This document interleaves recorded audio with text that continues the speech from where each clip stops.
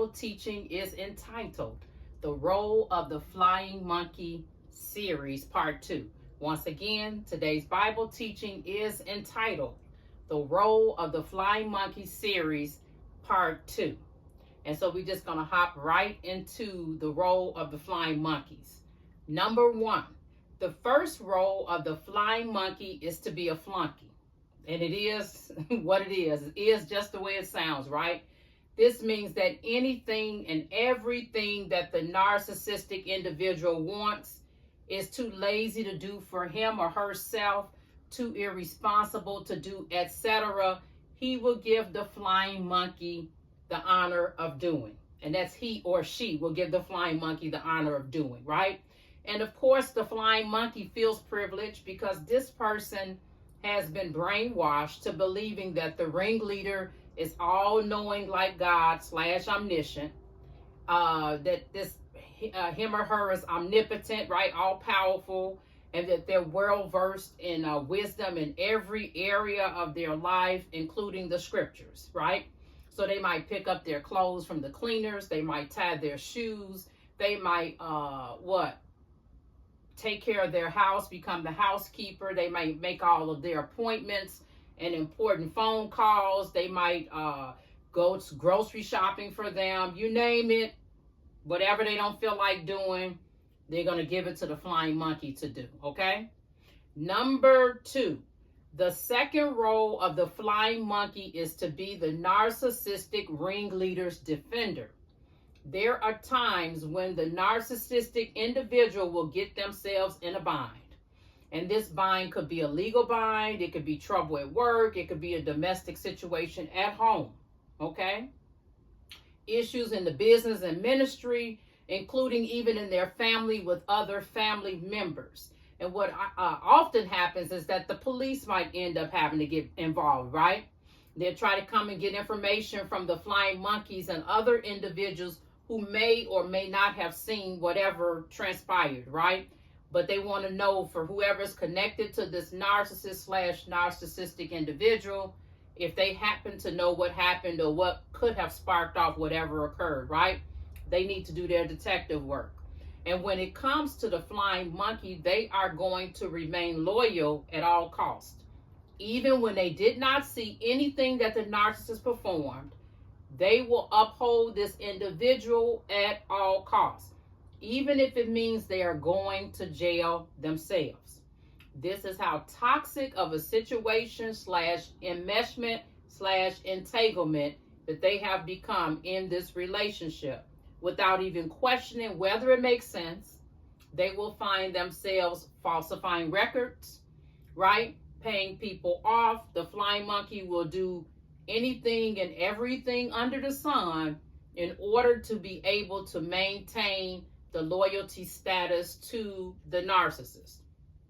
Number 3, the third role of the flying monkey is to be their agent. It says in the scriptures, then Absalom sent agents, and Absalom is David's son, throughout the tribes of Israel with this message: when you hear the sound of the ram's horn, you are to say, Absalom has become king in Hebron. 200 men from Jerusalem went with Absalom. They had been invited and were going innocently, for they did not know the whole situation. Right? And remember, when you were young, your parents would say, so if everybody else is jumping off the cliff, are you going to follow them and jump off the cliff with them, right? So these people didn't have a clue of what's going on. All of a sudden, they became 200 strong, right? Following after Absalom as a flying monkey. We got to be careful when we're following the crowd, right? Number 4, the fourth role of the flying monkey is murder for hire. Individuals involved may or may not get paid. Like the flunky position, you're just filling a role that the narcissist himself wants to get off the hook for, and or he doesn't care about what happens to himself in the end. He will go down in a ball of flames with the flying monkeys. He just wants somebody else to do it, right? He doesn't want to look like the bad guy, right? And we will see this a lot when it comes to divorce. A lot of times a narcissistic individual will force your hand into doing what's called a reverse discard just so it looks like they don't have to take responsibility for it. They can say, well, this other person filed for divorce. I never filed, right? And so what happens is that it's the same way when it comes to the murder for hire, right? They want what they want, and sometimes they want what somebody else has, and they want it bad enough that they'll get a flying monkey to go ahead and do the work for them. Or a flying monkey would just up and volunteer, right? This is how sick of an entangled / enmeshment situation it is. And this is what happened in the case of Jezebel and Ahab with the vineyard of Naboth. And in 1 Kings 21, it says, some time passed after these events. Naboth the Jezreelite had a vineyard. It was in Jezreel, next to the palace of King Ahab of Samaria. So Ahab spoke to Naboth, saying, give me your vineyard so I can have it for a vegetable garden. Since it's right next to my palace, I will give you a better vineyard in its place. Or if you prefer, I will give you its value in silver. Okay, so right there, that tells you he felt that because Naboth's vineyard was right there next to his palace, right, that entitled him to have that space, right? When we talked about the vulnerable narcissist, and that's King Ahab, having that sense of entitlement, right, because of whatever their status quo is, right? But Naboth said to Ahab, as the Lord is my witness, I will never give you my ancestors' inheritance to you. So Ahab went to his palace resentful and angry because of what Naboth the Jezreelite had told him. He had said, I will not give you my ancestors' inheritance. He lay down on his bed, turned his face away, and didn't eat any food. So basically here you got Ahab pouting like a little kid, being resentful and angry, which is what vulnerable narcissists do. It says, then his wife Jezebel came to him and said to him, why are you so upset that you refuse to eat? Because I spoke to Naboth the Jezreelite, he replied. I told him, give me your vineyard for silver, or if you wish, I will give you a vineyard in its place. But he said, I won't give you my vineyard. Then his wife Jezebel said to him, now exercise your royal power over Israel. Get up, eat some food, and be happy. For I will give you the vineyard of Naboth the Jezreelite. So she wrote letters in Ahab's name and sealed them with his seal. She sent him letters to the elders and the nobles who lived with Naboth in his city.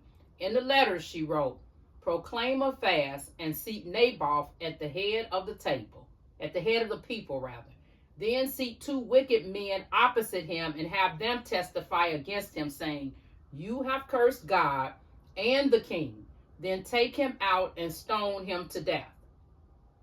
And so what happened here is that you have Jezebel emasculating King Ahab. Like, you ain't you the king? You know, you get up and do something. First, Ahab's acting like a little kid. Naboth won't give me his toy. He won't give me his vineyard. You know how it is when you ask kids, what's wrong with you? They come in crying and whining. She won't give me the toy. So you got Ahab having this whole situation going on with Jezebel. And then you got Jezebel emasculating him like, well, you the king, you know, get up, do something. Then, well, I'll do it.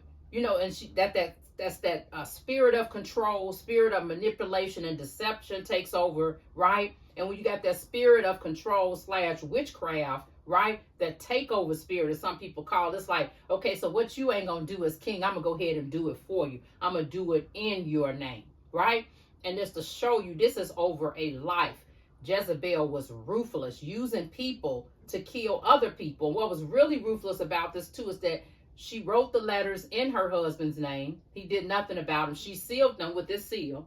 She did say what? I'll give you the vineyard of Naboth the Jezreelite. He didn't try to figure out how she was going to do it. And I bet this was what? Their MO and the way that they operated in marriage, right? Because it's a toxic dance that goes on when we do not take care of what? Our brokenness.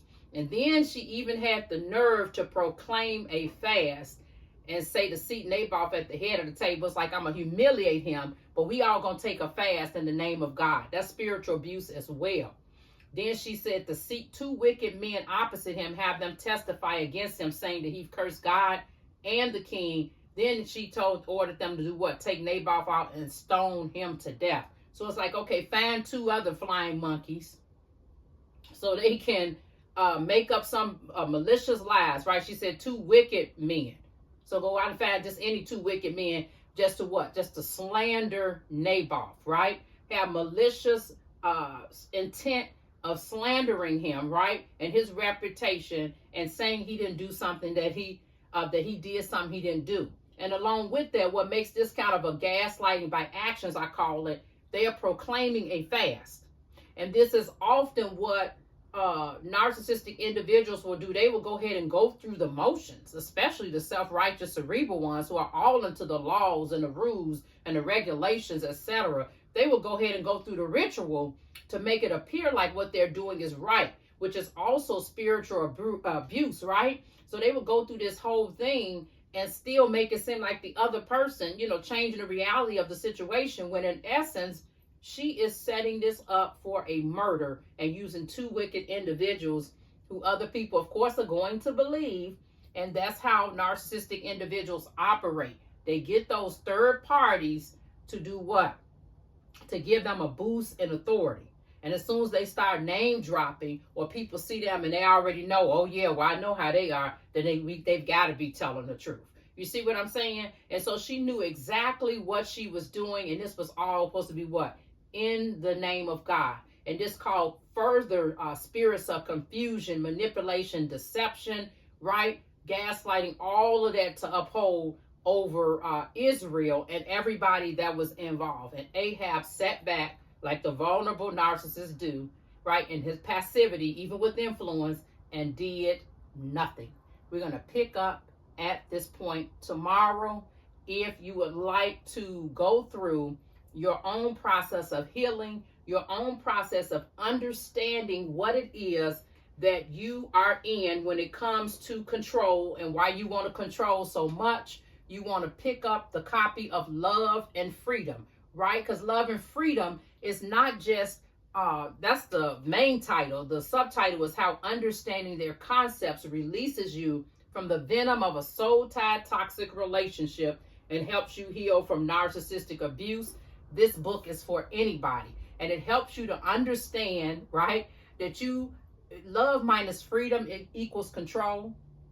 And when you love somebody, freedom has to be a part of it. You have to give that person the ability to choose, because that's what God does, right? And that's why you keep going from one toxic relationship to the next, unfulfilled, disappointing, right? You thirsty, right? And baffled and wondering, why do you keep attracting the same kind of men, right? And you can just switch each of these men out. If you can pick up a formula, a magic formula, algebraic formula to fix them, if you can change them, fix them, or whatever you do, you just keep working harder. But the more you work harder, the more confused you become. And guess why? Because we were not created to be controlled.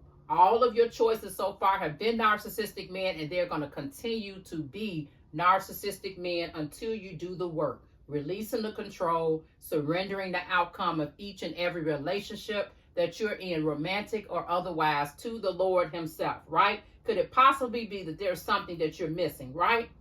And so in Love and Freedom, How Understanding Their Concepts releases you from the venom of a soul-tied toxic relationship and helps you heal from narcissistic abuse. It goes deep. It helps you go back to the Garden of Eden, right? To find the missing key to healthy relationships. And in the process, you're going to learn how to love again. Again, I am Katina Horton, the Love and Freedom Toxic Relationship Recovery Coach. And if you want to have coaching, you can go to thevalleyofgrace.com and book a call. You can also call 224-855-1017. And as a last option, you can email me, Katina Horton at thevalleyofgrace.com.